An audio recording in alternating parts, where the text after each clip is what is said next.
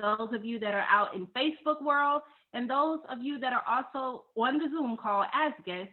I welcome you to today's empowerment series, which we will be discussing role and responsibility. We want to know what role or responsibility do we think artists or musicians or anyone that's really creative and have a platform to really be a voice, what role or responsibility do they play in the current social and political climate? So we have a wonderful panel, and I'm going to go ahead and introduce them. All right, the first that we have is Tony Lee. And we're going to go ahead and spotlight Tony Lee. What's up? Good morning. Right, Tony, there he is, Mr. Tony Lee. A little bit about Tony Lee. Tony Lee is an American singer, songwriter, and producer, and he was born in Brooklyn, New York. He's a BK kid. Brooklyn. Yes, he's musically inclined. He has a musically inclined family, and in the late 70s, Tony Lee began performing professionally with local groups Penetration, Ebony, Phase 3, and Chocolate Fire. Chocolate Fire, the 80s. Tony Lee recorded and performed the top 10 dance hit Reach Up, which is still making waves today. So he's a legend in his own right. And he also has a song Love So Deep, which in addition, Tony Lee and Eric Matthew went on to write and arrange the top 20 dance single, You Ain't Really Down.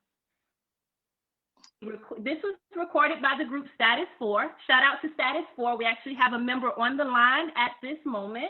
And in November of 2019, Jason Fats and Small, along with Jude Evans, presented Tony Lee with a platinum record for his artistic sound and contribution for the record Turnaround.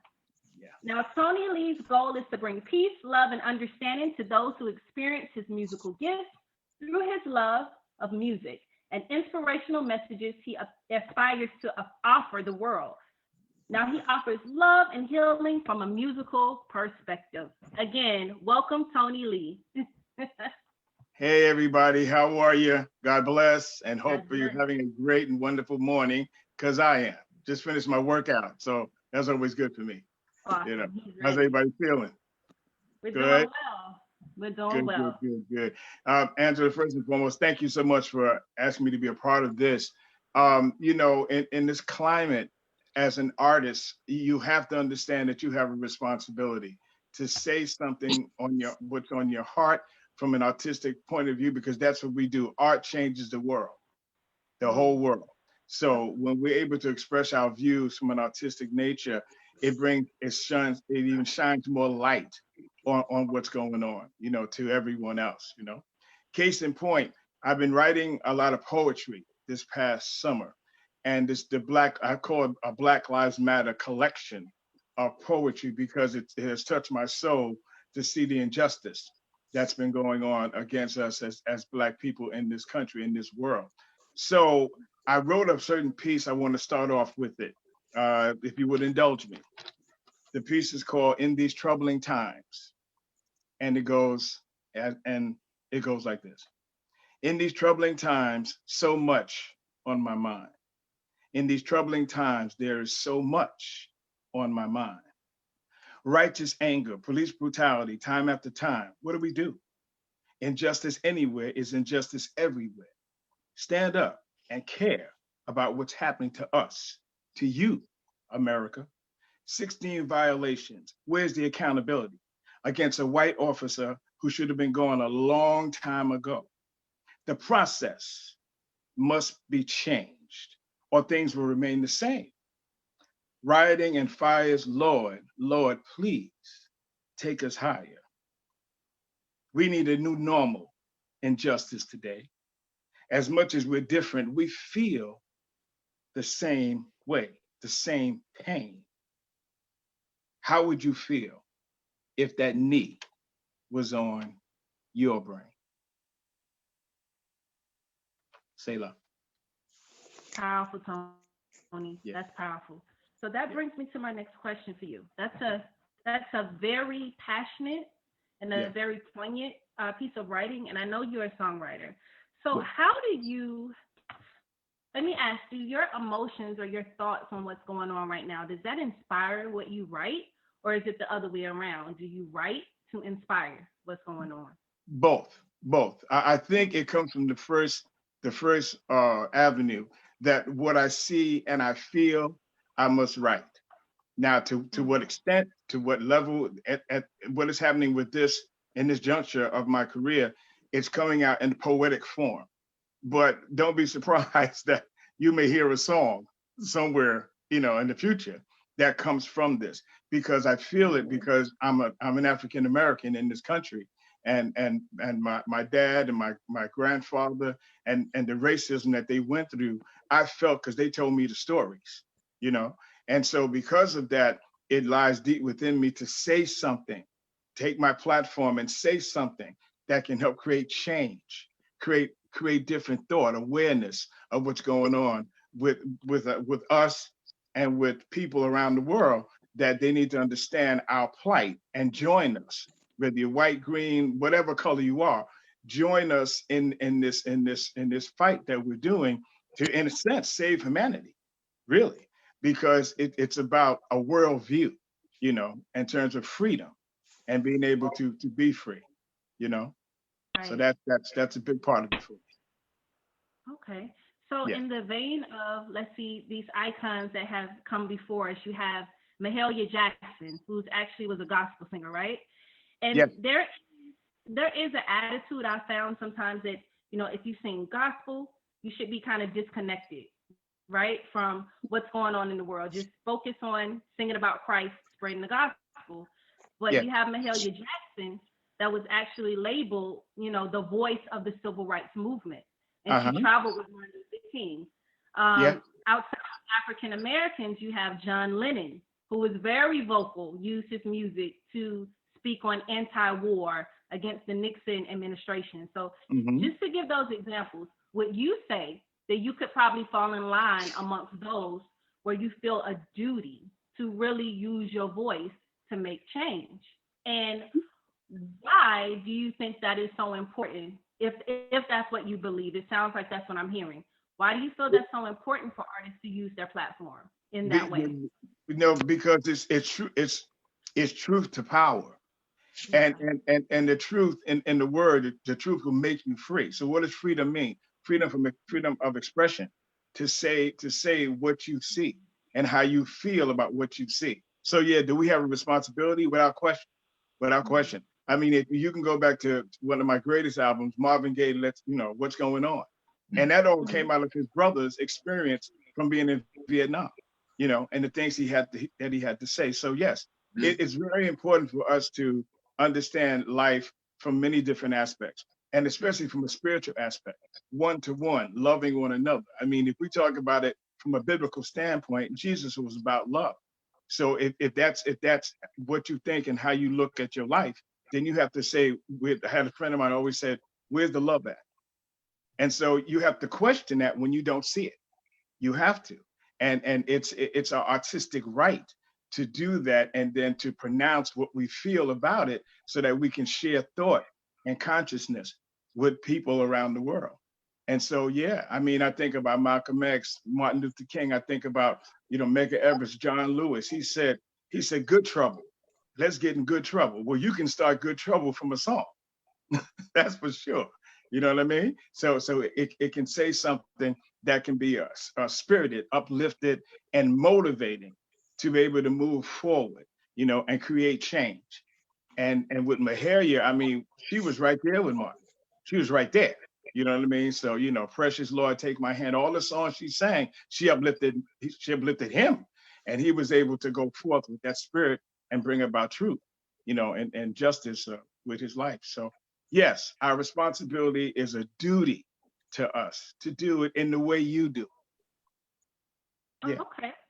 yeah. Well, you mentioned something. You said artistic right. So just going back, I know that you started off in, you would say, secular music, right? And I Yeah, know sure. now you've branded yourself as an inspirational artist. How do Uh-huh. you balance? How do you balance your artistic right? Let's say when you're signed to a record label, and their mindset is we have to make the hits. We don't want to get too political. We don't want to get too religious. We need to make the money. How do you balance that? And what has your experience been with balancing that? You got about a couple of hours?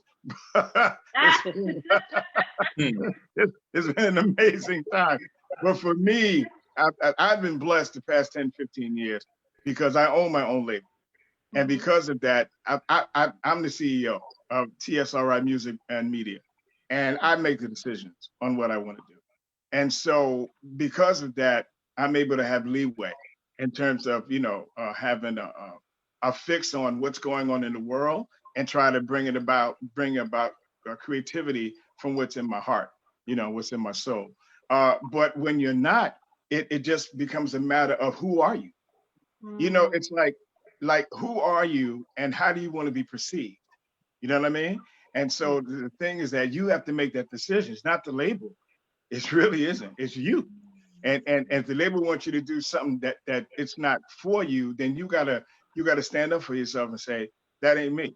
I mean, let's look at Prince, right? When they wanted I don't know if you knew this, they wanted Maurice White to produce Prince's first album. Maurice White from Earth, Wind and Fire. Prince told them no. Can you imagine a 17-year-old kid telling Warner Brothers no? Oh. I'm going to produce my first album. The proof is in the pudding, right? So you have to stand up for what you believe in, and hopefully you're with some people that have some integrity as well as know-how of the music business to be able to move it forward. It can be done. It can. I can list many people. Curtis Mayfield. I can go on and on. It can be done, but you have to be working with the right people. Yeah. Well, you're dropping a lot of knowledge right now, Tony. I'm trying. Listen, it's this great beard. It's all up in here. I've been in the game over 35 years, so it's interesting. Well, we have a question that I want to jump to, and I want to give it to you. I'm going to pass this question also to other panelists when we get to them. But how can we get our young people to understand the importance of using their artistry background to help unite people? Okay, the very simple answer: research. Okay. Study what went on before you. Nothing in today's world is new, and I mean nothing. If you go back to Reconstruction, right, post-slavery, and you'll find out people who were delegates in the Senate and the Congress, and that lasted 12 years. After that, it became a Ku Klux Klan individual state situation, and we went back to where we weren't. So you gotta understand where all this came from. Right. There was a Bill of Rights in 1865. It took us 100 years to come from that Bill of Rights to the one in 1965. Okay, and that was 100 years of injustice, 100 years of lynching, 100 years of just brutality. Okay, police brutality, and just undeserved to us as African American people. So, young people, do the homework, do the research, find out where you came from, take it all the way back, take it back to the shores of Africa, the Ivory Coast of Africa, the slave ships coming from Africa, take it all the way back, so you can understand how we've come through, and that we've come through, and what tools were used for us to get through, right, to where we are right now. If you understand where you came from, you don't have to go back to where you started from. That's good. That's good. Well, then my last piece before we move on to Diane, and I want you to stay with us, okay, Tony? Because I'm going to come back. We'll do. Sure. But I want to ask with what you just said. What would you say to, the young people that are just getting into the music industry, right? And for them, it's really about survival. They're trying to make money. They're probably not really thinking in terms of history, using their voice. What would you say to those that are really using music as a platform to really just make money and advance their own lives and their families? I think it's a wonderful thing, but I think you got to stay true to your art. Music is art. It's an artistic endeavor. It's an artistic expression of freedom that comes from you, whether it's about love, politics, war, money, whatever you're writing about, whatever you're performing about, you have to stay true to that, and understand that your art comes first before money. Now, is it hard? Yes. Is it difficult? Yes. To get people on your side to understand your artistic viewpoint? Yes. Is it worth it? Hell yes, for sure. Because again, art signifies you as a person. And when people look at you and they see your art, well, hopefully commerce will come. But you got to be true to the art. You got to be true to the art. So I would say, I've been blessed. I've made money in this business for sure, but I've never given up my individuality, and I've never given up my scope of what it is I like and what it is I feel is natural from my heart to be able to say to the public. I had 2 songs out 3 years ago. One was "Get Up with Faith Every Day," and one was called "On Point," because I have the Lord. They were inspirational songs. The new song, "Don't Stop, Keep Rising," with Status 4 and with Victor Simonelli producing. That one, right, the new one right now, it says to people what we feel in our hearts. And we hope it turns into commerce, and we're going to promote it as much as we can. But what we've said is what we've said. And we stand by that. So I'm saying, live your art. Live your art. That's the way you do it. That's good, Tony. Thank you. Now we're gonna shift gears. We're gonna move over to Diane. How you doing, Diane? Doing all right. How y'all doing? Doing good. Let's put that spotlight on Diane. All right, a little bit about Diane. Diane Malloy is a singer, songwriter with a well-rounded love for the arts. Her musical background includes various roles with choirs and performance groups, as well as exceptional experience as a praise and worship leader. Her style can be likened to a sweet yet powerfully melodic blend of neo-soul and urban praise and worship. Whether by mic or use of pen, Diane's passion is to inspire and uplift with music that moves Christian and secular listeners alike. So right there in a nutshell, we already see where your stance will be, Diane. I would take from your bio that you definitely feel that the artists have a role to inspire and uplift. Can you share a little bit about your perspective? Definitely. I believe that we all have a part to play, a role and a position. And if we're looking around and we're seeing things that we don't agree with, that ought not to be, that are travesties and whatnot, then we have to push the needle forward in a different direction.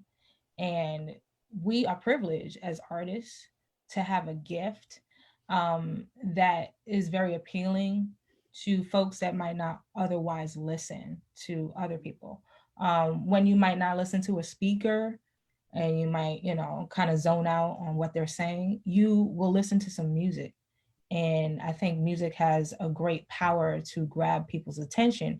And if we want to see change, we have to infuse that in the message and what we're saying and what we're putting out there. So I definitely would agree that we do have a responsibility to put out more good in the world, because there's a lot of bad. So we need to be advocates of that, to push out more good and more light in the world. Yeah. Right. So I want to ask you about one of your personal experiences, right? So I know recently you were requested to sing, right, at the Juneteenth celebration. That's right. I believe you can correct me. Was that in Harlem? Yeah, that was in Harlem. Over by 125th. Right.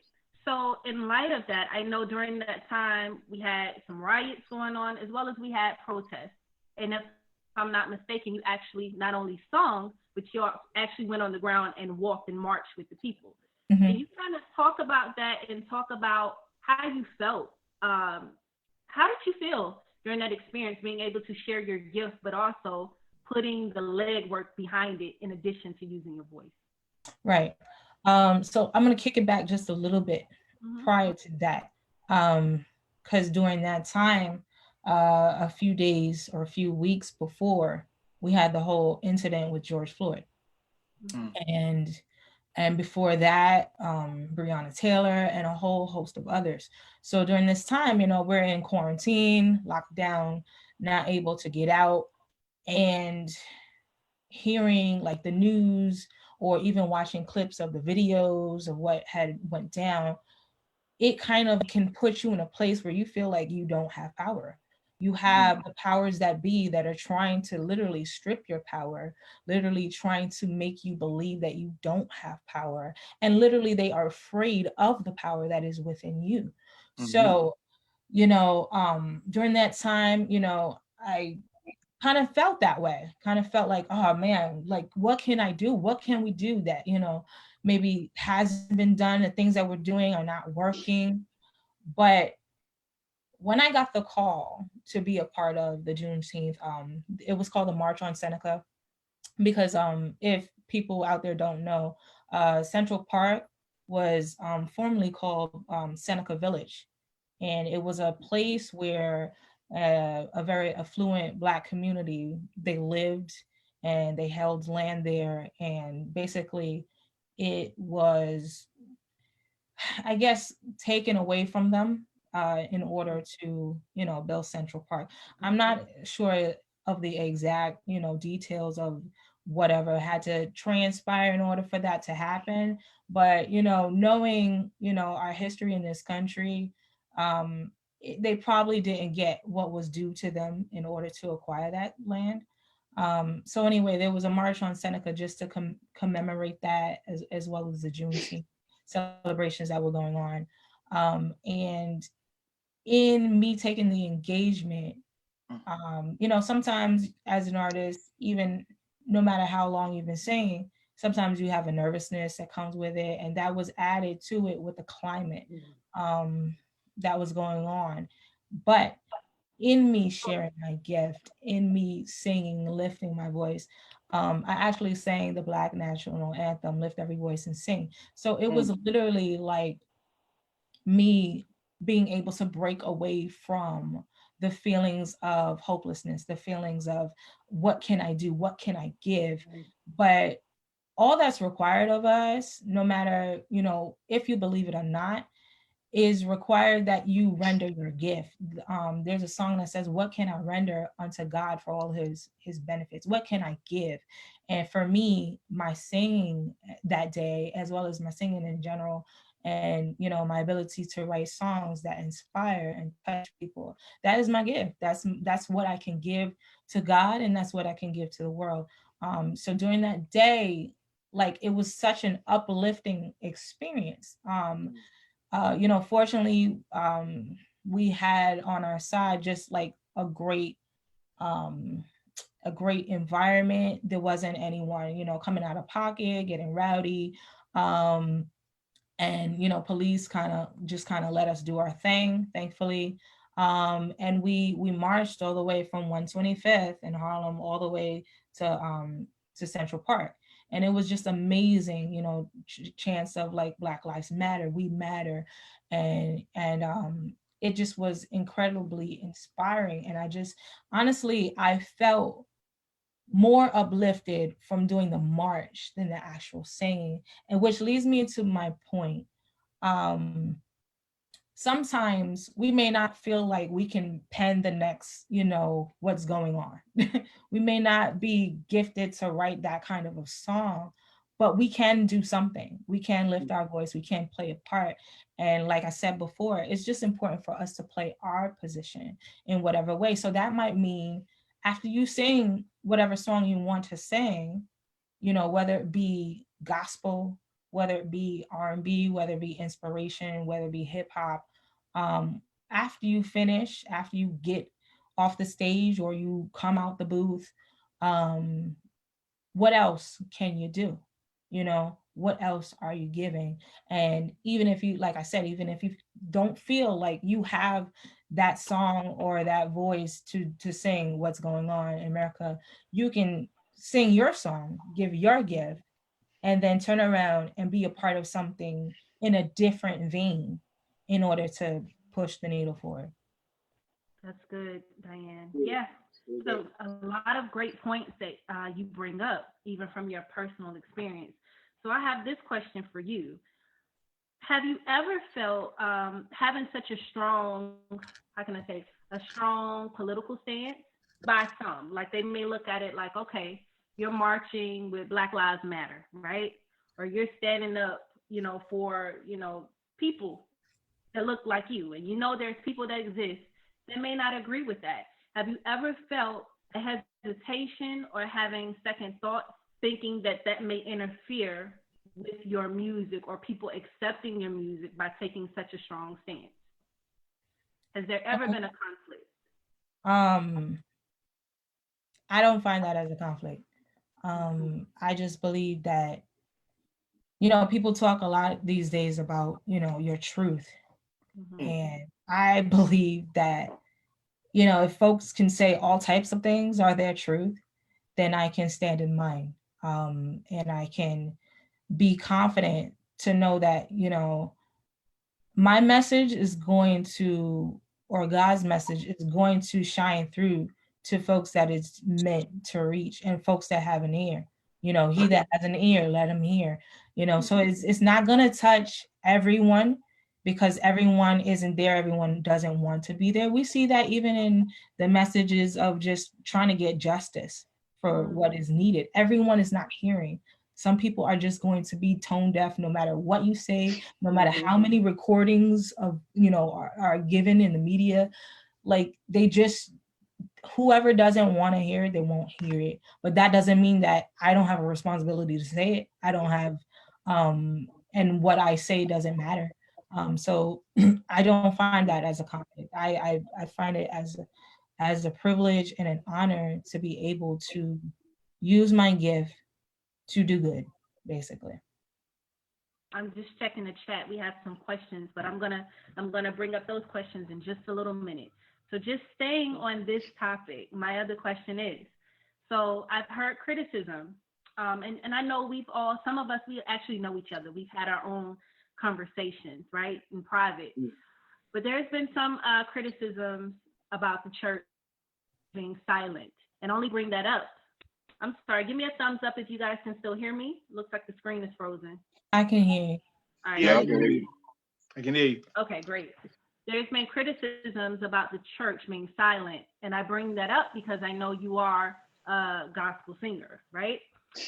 We've also had criticisms of other artists, even in the secular world. For example, Lil Wayne. A lot of times people look at him, you're an African-American artist, you have this great platform, especially for the youth. A lot of youth look up to you. Why are you silent?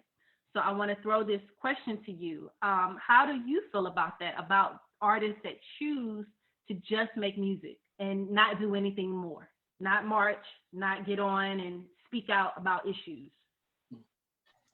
I have mixed feelings about it. However, I guess it depends on the artist and what they're doing.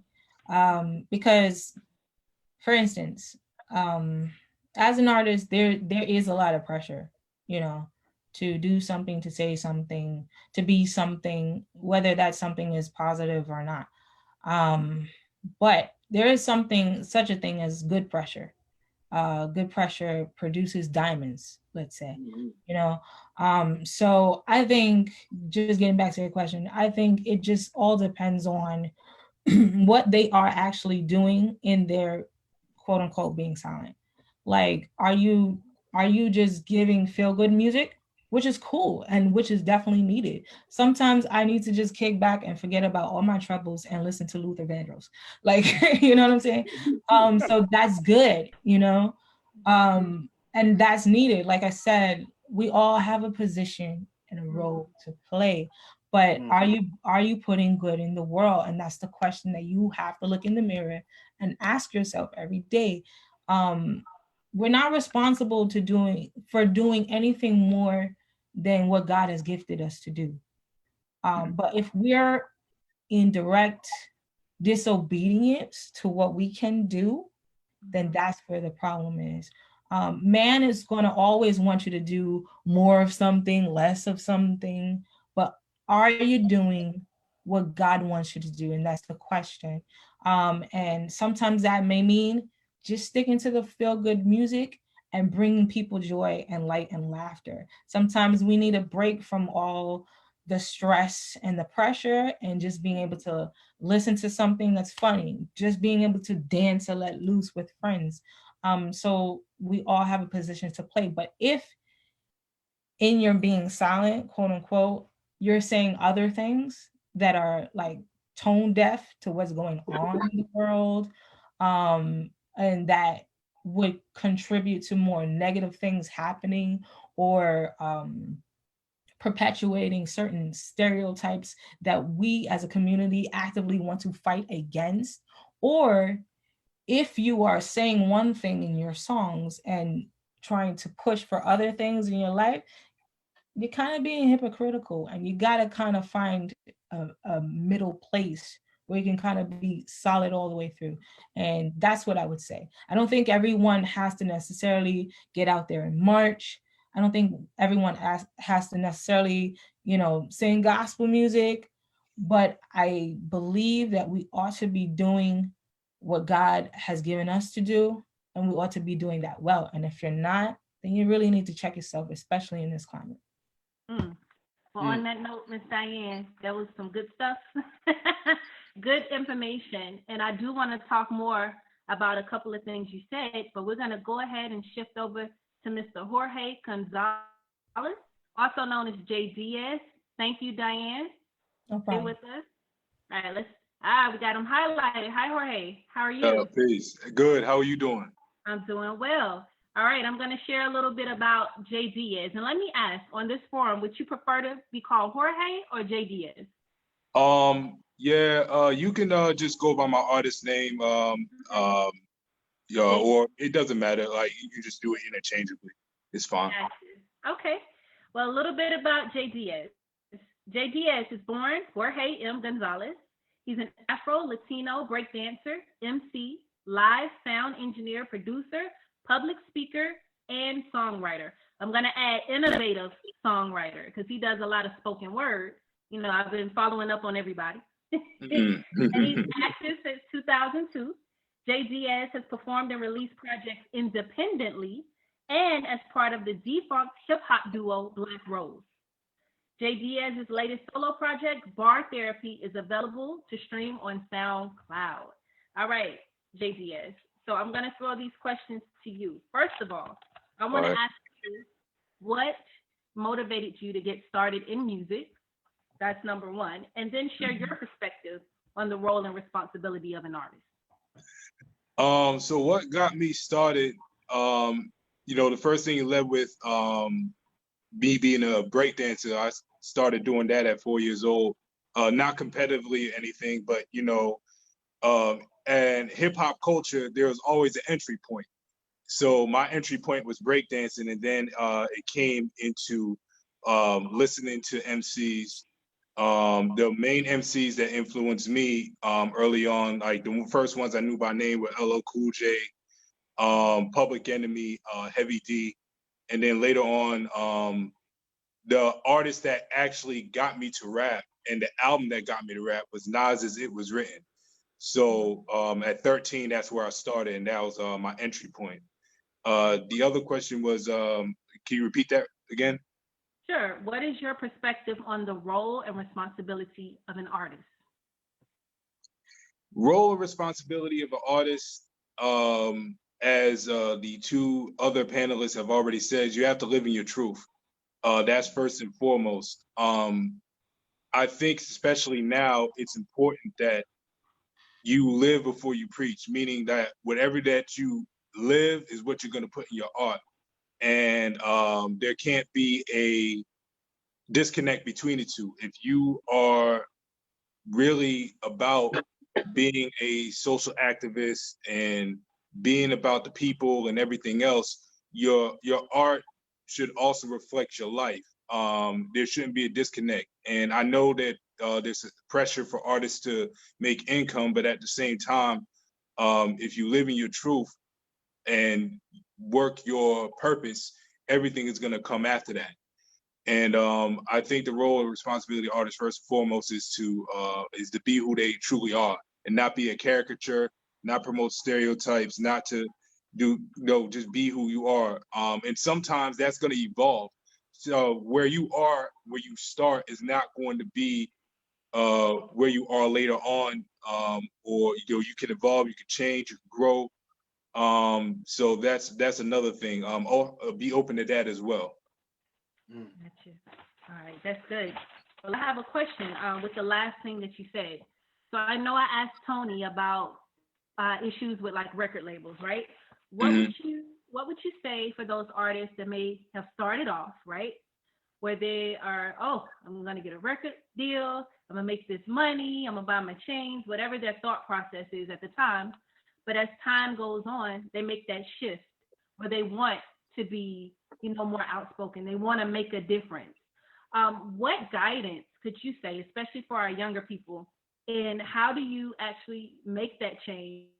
And would you recommend that people are willing to forego the monetary gain to be that voice and to be that inspiration for the people? Like, how do they make that shift? I have a line in one of my songs off Art Therapy.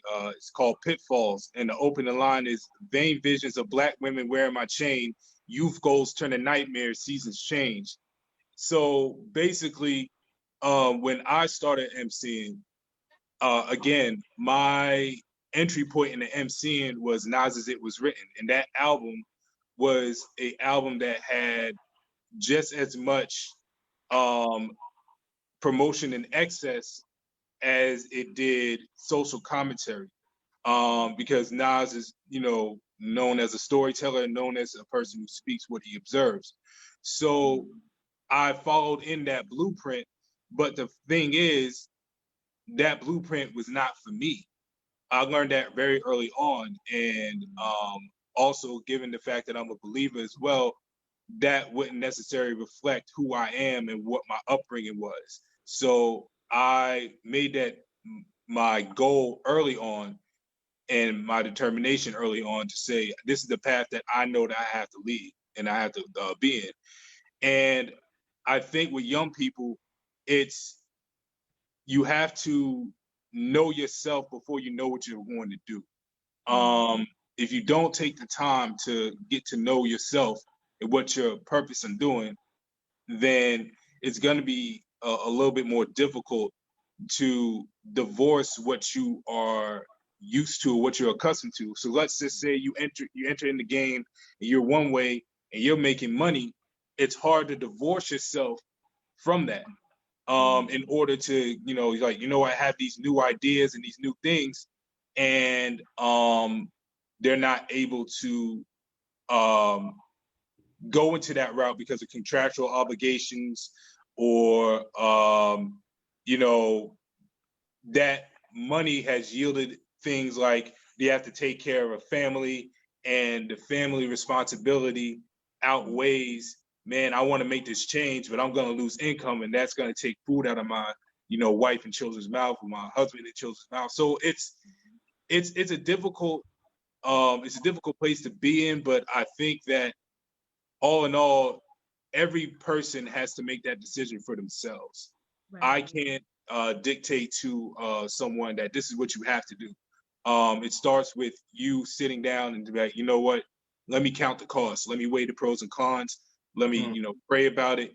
Those type of things before you make those decisions. But it's easier if you already entered into the place of where you're going to with your art, whether you're painting, whether you're writing, whether you're, an artist, whether you're a producer, whatever it is. Like, if you already know what you're, intend on doing, then it's a lot harder for you to be moved, as opposed to being in a space where you entered in one way and you want to change. And this scene came to mind in Dreamgirls, the character that Eddie Murphy played, and I can't remember the name of his character in the movie, but he was known for being one type of artist, one type of person, and he actually was making some changes in his personal life towards the end of the film, and they being the record company that was led by Jamie Foxx's character, they didn't want him to make that change to what he was becoming as an artist, and that ultimately led to the final climactic point of his life where he got depressed and he passed away. I mean, he had other things going on prior to that, but let's just say he entered in an earlier point in the movie. This is just a fictional story, but still, if he entered in at that point where this is where he was going to be, and you know, he already had that identity and he carried that identity throughout, as opposed to making a change, and then external forces made that more difficult for him to make that change instead of just being who he was. So I mean, yeah, again, like every artist has their own cross to bear and their own path to lead, but knowing where you are very early, that will be advantageous, especially for younger artists. Right. So JD, yeah, you mentioned a lot with even speaking on those external forces. So since I know you're an independent artist, right? Right. I would think you have more freedom because, like everyone has said so far, living your truth. If art is also a reflection of who you are, like your art kind of comes from you, right? As you evolve, so with your music or so with your art. Now, with that said, being an independent artist, what do you see are the benefits to be able to, you know, be who it is you want to be and make those changes without pressure from other people? And on the flip side, what are the benefits of being on a record label if you're coming from a place where you do want to speak out more and you do want to be a voice for the people? I could speak more to the independent side than the label side. I've never been signed to a major. The closest I got was in college. I was in, you know, just very minor talks when I was a part of Black Rose with a A&R that went to my school. He worked on one of Russell Simmons' sub-labels. That label was defunct after 2 year. And I lost contact with that person and so on and so forth. But I think most artists have that in their, you know, story somewhere where they had an opportunity like that. So being in the independent space, the advantages of that is, first of all, and I express this to anybody that can hear this, and not just in the artistic space, but just us in general. We as Black and brown artists need to own our content and own our stories. And I think that our stories are not being told the way they're supposed to be told is because we are being guided and being told by people who don't look like us, who don't have our background stories, to, you know, express that this is your experience, where that's not true. You know what I'm saying? Like me, for example, never, you know, did the stereotypical things or had the stereotypical life that everybody thinks that rappers have. I had 2 parents. I grew up in a home that was generally safe. I didn't start off there, mind you. I'm from Boston originally, and Boston at the time was a lot different. But even still, I had a safe haven to grow up in to be able to craft my identity. A lot of artists don't have that. And even still, I think it's important that we recognize that early on, that we need to own what we say, what we make. And that's the beauty of independence. As far as a label piece, I think the main thing that labels provide that independence doesn't is access to higher platforms a lot faster. And with independent, I'm 37. I've been rhyming since I was, 13, 14 years old. So the path is going to be a lot longer. There's going to be a lot more work independently that you need to do. But with the label system, they make all those things easy. But the thing about the label system is that they do it at the sacrifice of what you really want to say and also your income. And you don't earn as much as you should. And also you're taking out, you're taking out advances. And it's even harder as an artist if you're taking out advances on a life that you don't want to talk about, or on a group of content that you don't want to talk about, or it's not you, but you have your obligations to the contract that you have. Right. So, Right. I think that now I have my own personal views of Black Lives Matter as a movement, but as an ideal, I think that it's very important that we express that, and that it's actually should be just common knowledge that our lives matter just as much as every other life within this American soil that we help build. But I think that honestly, given the advent of the internet, we don't necessarily need labels as much now. We can be our own, and we can do what we're supposed to do as long as we put in the work and be strategic. But I think that there's some people who just like, you know what, I don't want to do the work. I just want to get out there as fast as I can. And the label system might work for them, but they have to be smart. They have to have the right kind of legal representation. They have to do their research in order to do so. And also they have to know their leverage. If they're being signed based on what they presented, then they have to know their negotiating points in order to say, you sign me as an artist to do what I am gifted and called to do. You didn't sign me to be this. This is what you want to manufacture, but this is me. So in order for you to have this deal done, this is what I need you to be me. And that's what's going to sell. Now, will labels, sign that? No, they more often than not, they're going to be like, we'll find somebody who's more willing to bend their back. But integrity is important. And that's something that we always have to keep in mind. Awesome. JD is dropping those jewels for us this evening, this morning. Oh, yeah. Awesome. Always. Thank you, Jay. So we're going to go ahead and stay with us. I'm going to pivot over to Chris, who's on the line right now. Christopher Sims. How you doing, Chris? Doing good. How's everybody doing? We're doing well. All right, peace to you.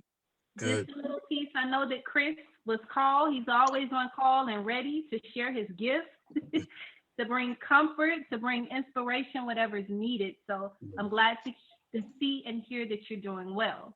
Thank a little you. bit about Chris. All right, I'm going to share your bio, Chris. All right. Chris is a native of Bronx, New York.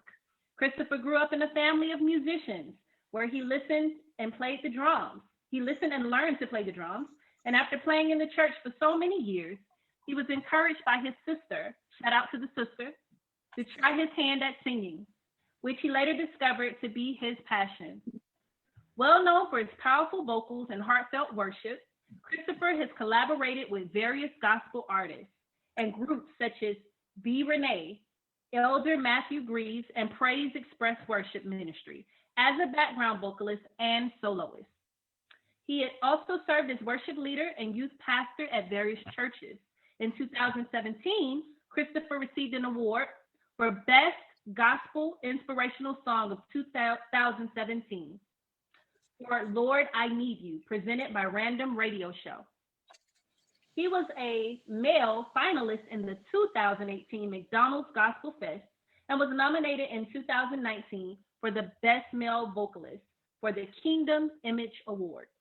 Christopher has a new single available on all digital platforms titled Desperately Waiting. It is awesome. I've checked it out. And Desperately Waiting is a flavorful tune that is sure to keep listeners grooving and heads bopping to the techno sounds and rhythms of a clever gospel pop.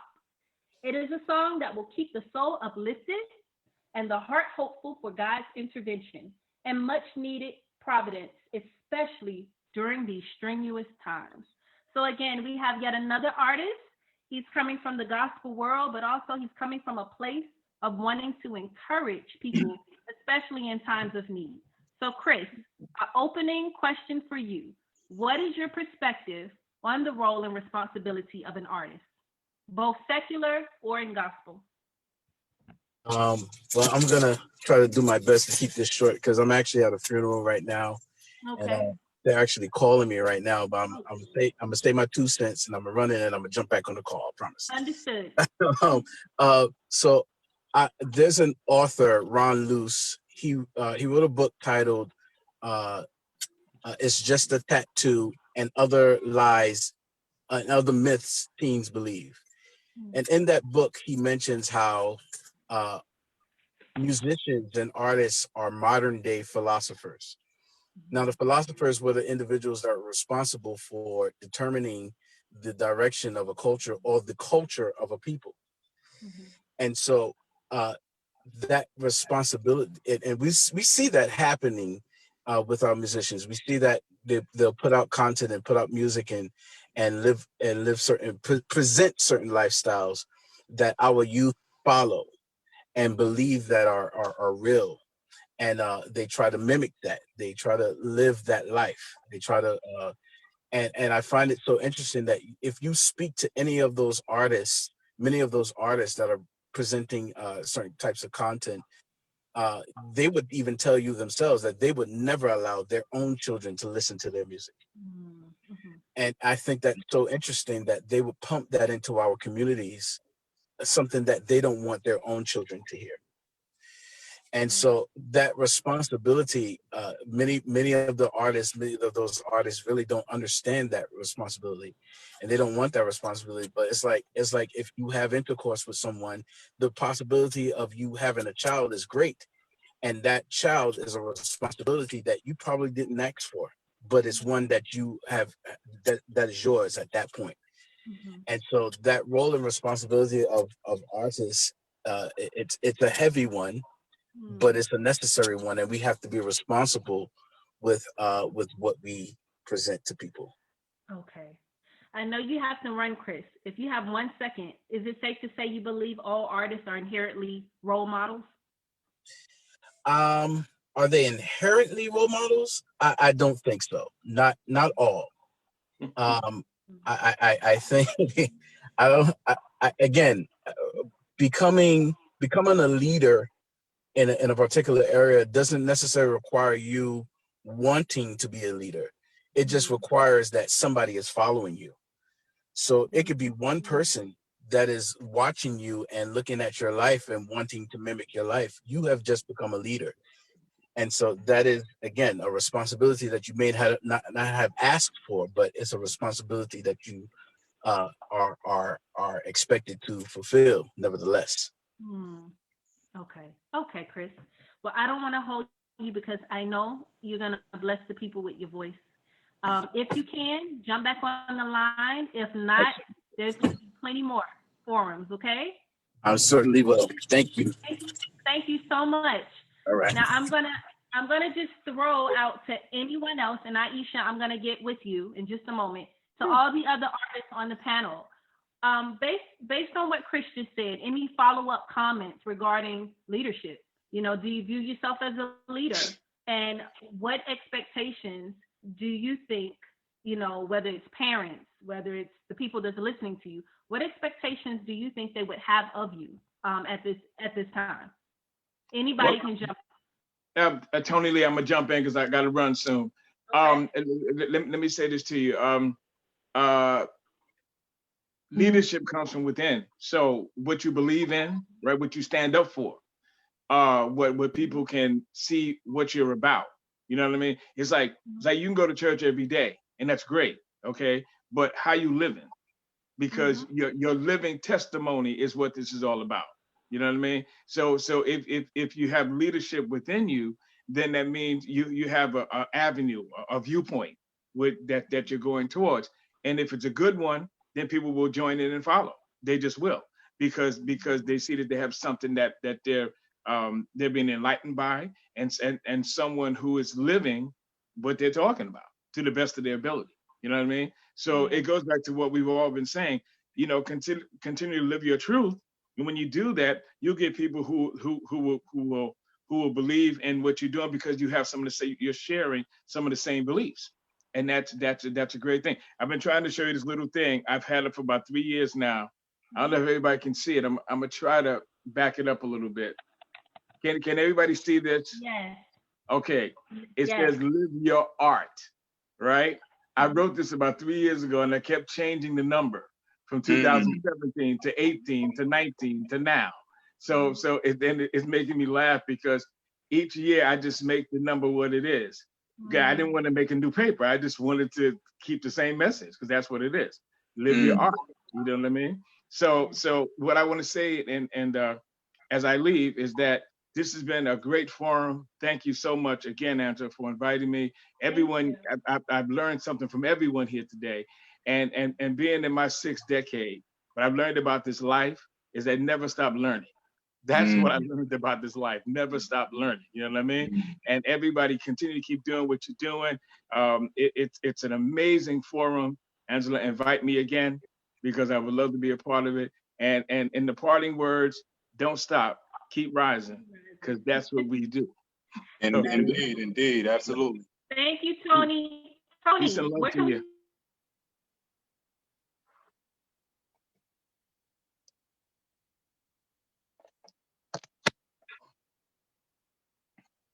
Angela, we can't hear you.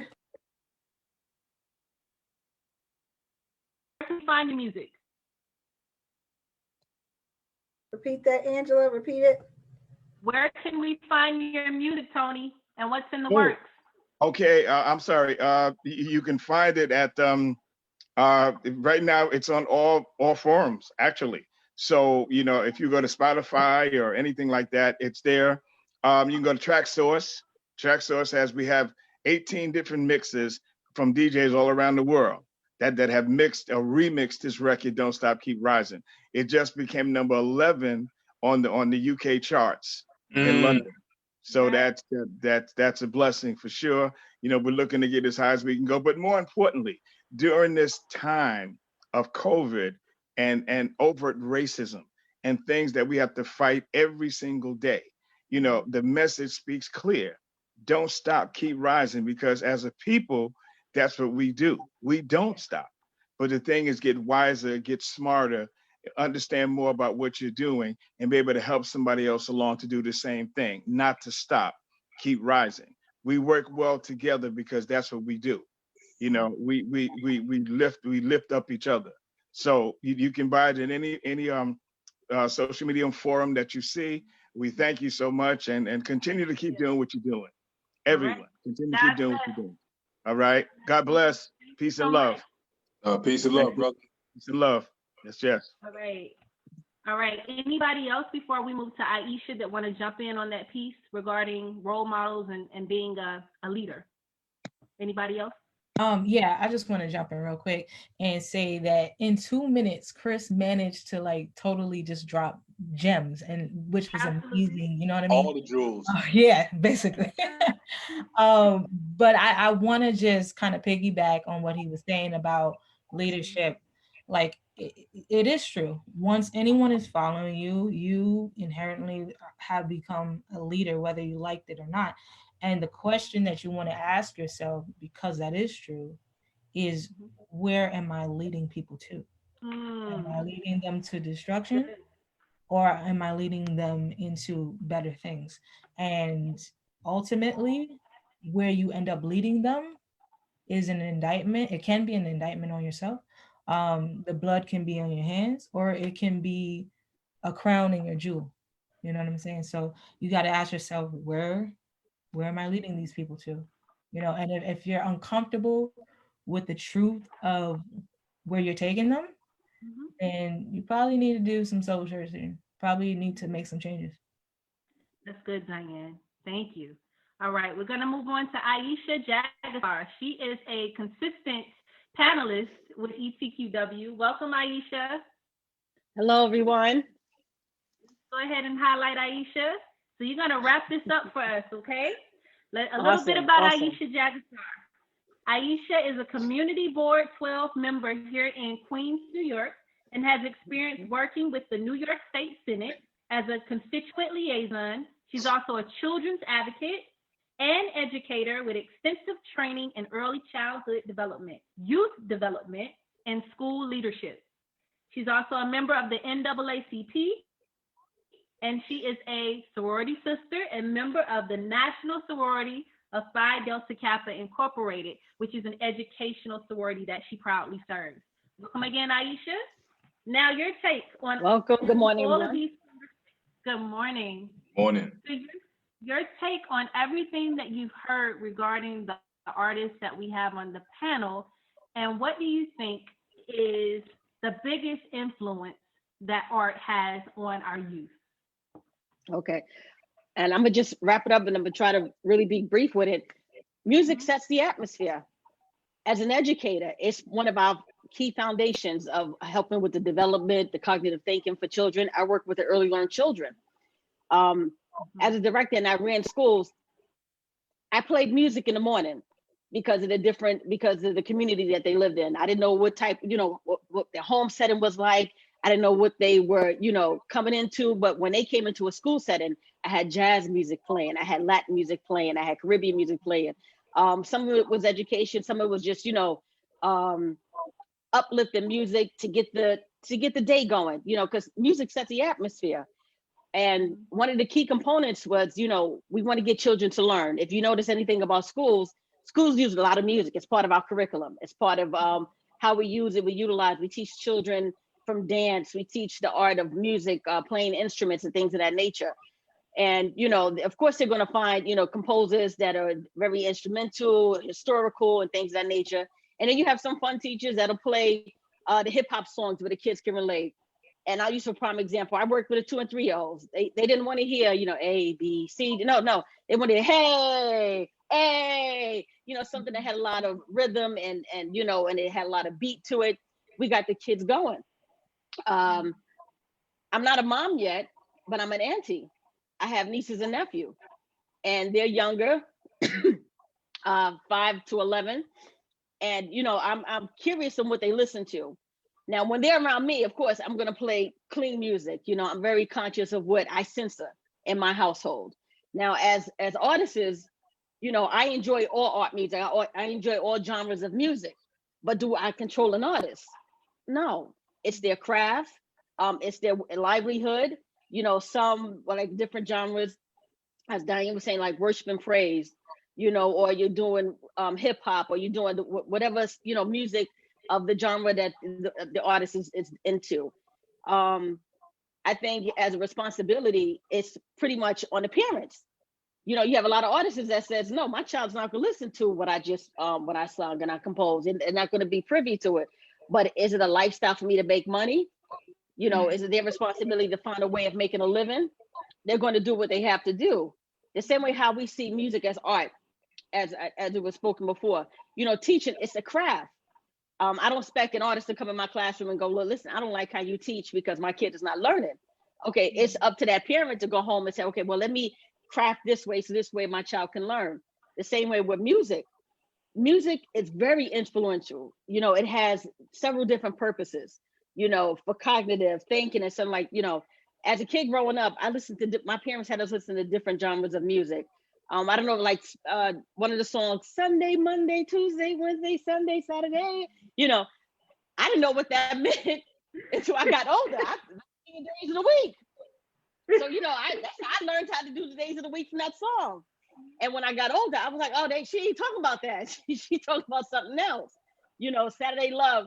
And it was interesting, but it was very impressionable at that time because I was hearing Sunday, Monday, I was listening to the days of the week. And as I said, it's very instrumental. It's very influential too. When I'm going out, I like to listen. Yeah, She's a Brick House, Candy Love and all these other things. But when I'm going to worship and I'm going to church, no, I'm not listening to She's a Brick House. I'm going to listen, Right. Come on in, and praise the Lord and things of that nature. And I say all those things to say, as parents, as the consumer, as the buyer, we have to be very conscious of what we're playing in our house. Now, as an educator, when the kids are in my presence, of course we're conscious of what we're playing. It has to be censored. It has to be clean music. But when the kids go home, that parent might not have that same filter. They might be able to listen to everything, as Cardi B and Segment as the new song that was trending, WAP. That was very controversial with a lot of people. Some people would say, I don't think, but it's open, it's playing. As an adult, yes, I will listen to it, but I have my 6-year-old niece listening to that. No, you have to censor. I can't tell, artists can't come in my house and tell me how to run my house, but I can censor what plays in my house. When I'm by myself and when I'm in my car, I play what I want to play. But when there are children in my setting, I'm very mindful. Now, does everybody like me? No. If I get in somebody else's car, and I have my niece or someone with me, I can't tell the driver, well, listen, I don't, you can, but it's their property, it's what they're into. And I say all those things to say, as the adult, especially when you're dealing with young people, you want to have that kind of conversation open with them, especially if they're into the music. Now, my nieces and nephews are not around me. And hopefully I'm not saying it too fast, but just an earful to understand, we FaceTime each other and, they're dancing to the music. And and I might ask them, okay, sis, what we dancing to? What you doing? What kind of dance is that? But I say it in a way where it's a safe space, not condemning them, because she may be around me and might not listen to it around me, but when she with her friends, or my nephews with his friends, they're gonna play it anyway. But I definitely want to have that platform in my own family or dealing with the youth ministry, working with my church, we have a safe space where we can talk about the music, well, how does it make you feel? What are you thinking? How often do you listen to the music? Because it, like I said, it plays an instrumental part. It can influence, but like I said, there's so many different genres of music, and it sets off so many different things.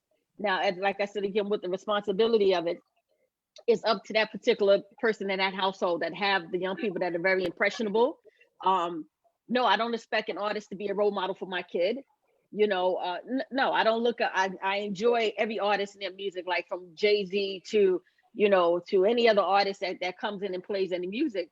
I enjoy them, but I don't expect them to come in and go, okay, well, you know what? They're going to set the atmosphere. They're going to set the tone.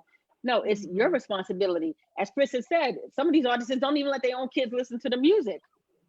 Right. In the same way, I wouldn't let my niece and nephew listen to certain music, but we do have fun. I'm not so closed-minded where I'm like, okay, well, we're only gonna listen to ABC rock and we're gonna, just clap our hands. No, they don't want to hear that.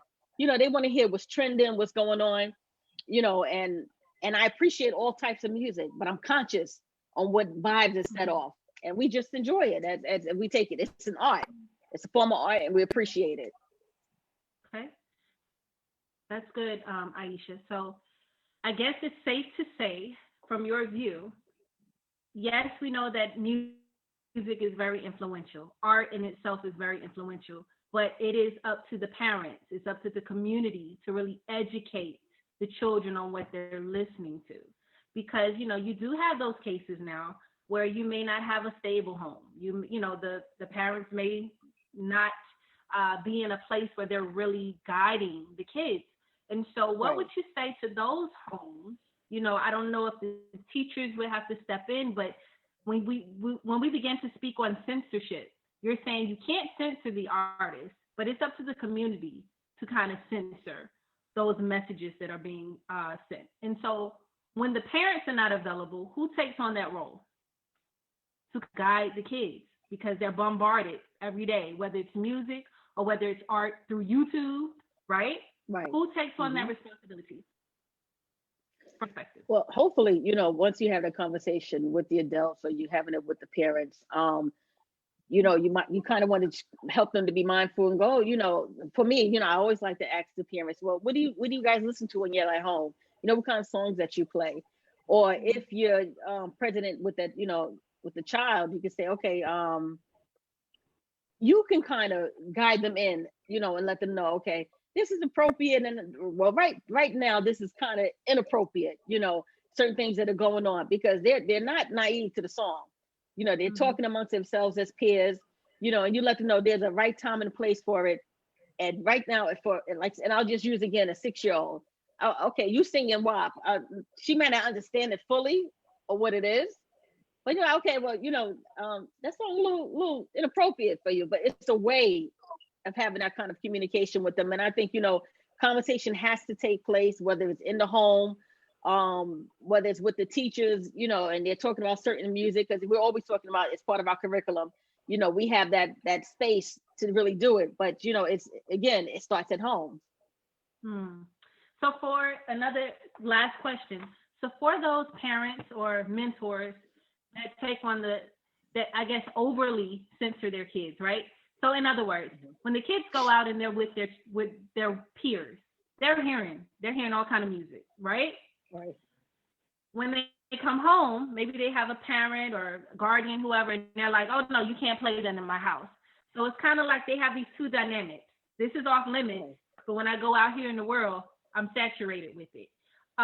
In those particular cases, I'm curious to know if you would advocate for parents or guardians to actually introduce what's already out there to the kids rather than just say, no, you can't play this.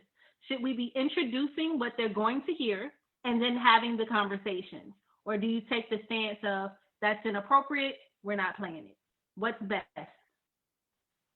I will be honest with you. It's up to the individual on how they run their home. You have some strict parents and you have some relaxed parents. And it's kind of hard, you know, especially with, you have some parents, well, no, I'm not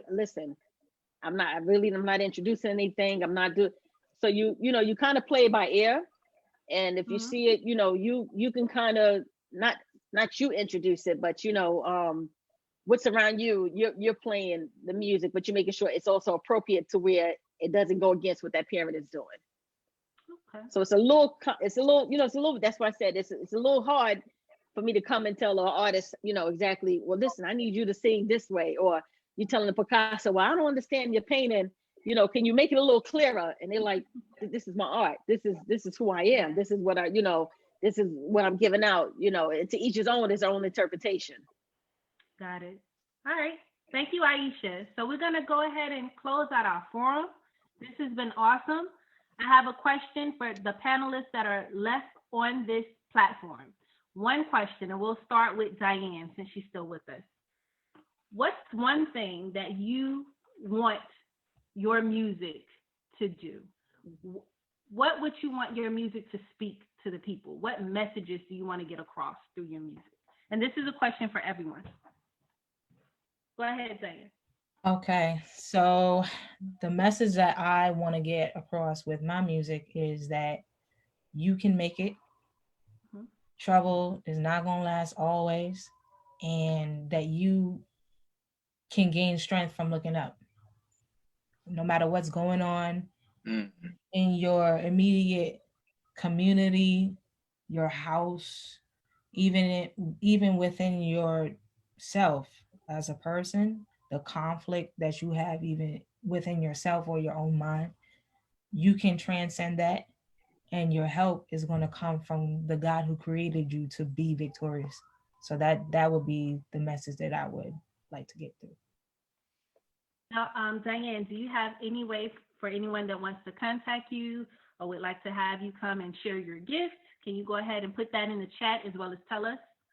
Oh yeah, for sure. So the most easiest way to get in touch with me would be through Instagram. I kind of like hanging out there. That's my place right there. So you can catch me at Diane Malloy Music, and you know, send me a DM, check out, you know, a post, leave a comment. I do respond. So yeah, check me out there. You can check out some of the stuff I've done, videos and songs I've sung there. So yeah, check me out. And if I like your page, I'll follow back. But I might not always follow back, but I'll try my best. Thank you, Diane. All right. Great. JBS, same question for you. And just be sure to also let us know where we can reach you once you kind of comment on what you want your music to speak. All right. So I don't do hip hop music to be necessarily popular. There's a lot of artists that have that platform, and that's, and if I do become popular with what I do as a man and as an MC, then that's wonderful. If not, the main thing I want to do is make a difference. And also, given the times, I want to be a beacon of light to young Black men. I want to make sure that the character that I live in, artistically and as a man, leads to men or young boys becoming men that are going to be productive, that are going to be inspirational, are going to be future leaders in hip hop and in other arenas. So that's the main reason I do music. There are elders that inspired me to be the person that I am. And in turn, I want to give that same energy to anybody that's looking at me. So that's the reason why I do music. And that's the reason why I have a strong conviction and a responsibility as an artist the way that I do. Does that answer your question? Absolutely. I thank you for that. Now, please let us know where we can find your music and where we can get in contact with you. All right. So for any inquiries, my email is JDIEZEMCEE. That's MC spelled out. So JDIEZEMCEE@gmail.com. You can hit me up on IG and on Facebook. Same JDIEZ, the letter M, the letter C. Again, that's Facebook, IG, JDIEZ, the letter M, the letter C. And as stated before earlier in my section where I spoke, Bar Therapy, my EP, my first solo EP, that's available to stream on SoundCloud. I also have a standalone song that's called Conflict. That was produced by Russ.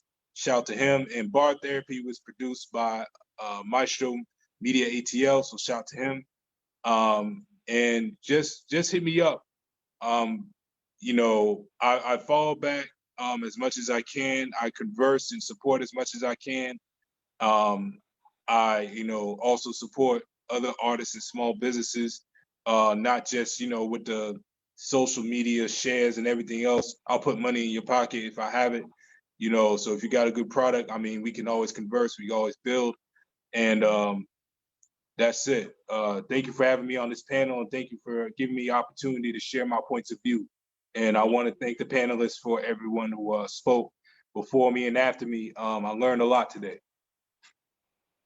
Thank you, Jorge. We're learning a lot from all of you all. And please be sure to put your information in the chat for those that, so we have a recording of the actual links that you gave. All right, Chris. Thank you for rejoining us, Chris. I see you. So the question that I want you guys to answer to close out is, how do you want your music to be received, or what message do you want to get through your music? Okay. So the message that I want to get through to people is the Bible says that your gifts will make room for you. And my whole thing is to really encourage people to really embrace the gifts that God has placed in them. Whatever it may be, if you clean well, embrace it, do it. In that many people think that they have to carry around the Bible and preach to people in order to minister to them. But we don't realize that you just, by walking in your gift, whatever it is, some people just have the gift of being nice. And by you just walking in your gift, you don't know how much that ministers to people, how much that encounter changes someone's life. And God can use anyone he chooses at any time. So embrace the gifts that God has placed in you. Don't run from it. Whatever it may be, build on it, develop it, use it. It's a tool, but it's also your weapon. And so, yeah. Thank you, Chris. And let's see, last but not least, we actually have a request Okay. I hope, does any of you have to run like right now? We have a very special request in the chat box. They're asking for our artists to share a little bit of their artistry. So Diane, we have a request for you to just sing the chorus, to lift every voice and sing. Chris, if you want to just share anything that you would like to share, a line or two, and the same for JDS. All right, so who wants to go first? Would you like to go first, Diane? Okay, I'll go first. All right. Okay. All right. Let me get the key. Lift every voice and sing till earth and heaven ring, ring with the harmonies of liberty. Let our rejoicing rise high as the listening skies. Let it resound loud as the rolling sea. Yes, Diane. Thank you. Thank you. All right. Jorge, do you have a line, a bar you want to spit for us? Anything? Yeah, I'll kick a verse off a song. It's another song on my project, a bar therapy called Duality. It's the second verse. So I'll go ahead and kick that real quick. Can't explain to a bunch of white males a black experience in full detail, cause these houses never hit our problems or kept some from going to jail. Unless you had hands and your plans were destined for the NFL, then you could live well. Have your grades changed and skip the office, just don't date the daughters. Some never rose outside of the paper bag test or the house or the field. Figure out the rest as your pride keeps your nose high and mind killed. Willie Lynch paper cycle still, Jay Chill. Never that, I'm here to bring the feeling back. Separate colonizers from the brave hearts. That goes for the stars and bars and the ones who shuck a job playing the part. Better know it. Salute. Yeah. All right, Jay. Thank you, Jay Diaz. All right, Chris. And I didn't forget about you, Chris. Make sure you give us your where we can find your music and put that in the chat as well, Chris. Okay? What you got for us? Sure. So you can find all of my music on all the digital platforms, wherever you get your music from. My recent single is Desperately Waiting. Appreciate all of your support. You could also reach me on Instagram, Facebook, Twitter. All the social media tags are all the same. It's CSIMMS 2001. So CSIMS 2001. And my email address is csims2001@gmail. So you can reach me there. I'll put it in the chat. There's a song that has always encouraged me. It's a really simple song. I'm sure everybody knows it.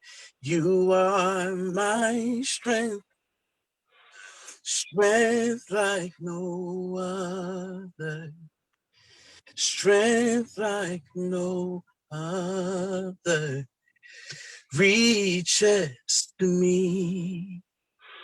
You are my strength, strength like no other, strength like no other reaches to me. Hey, in the fullness of your grace, in the power of your name, you lift me up. I'm so glad that you lift me up. Oh, Lord. Thank you. Yes. Thank you, Chris. Thank you again to all our beautiful, awesome, creative, talented panelists. Thank you so much, Aisha, for bringing your perspective, your psychological perspective and your training to this forum. I'm so blessed by each and every one of you. May God continue to bless you all, bless your projects, and just know each and every one of your voice matters and is imperative during this time. So I just want to encourage everybody to keep doing what you're doing. Have a wonderful weekend, and this closes out our forum.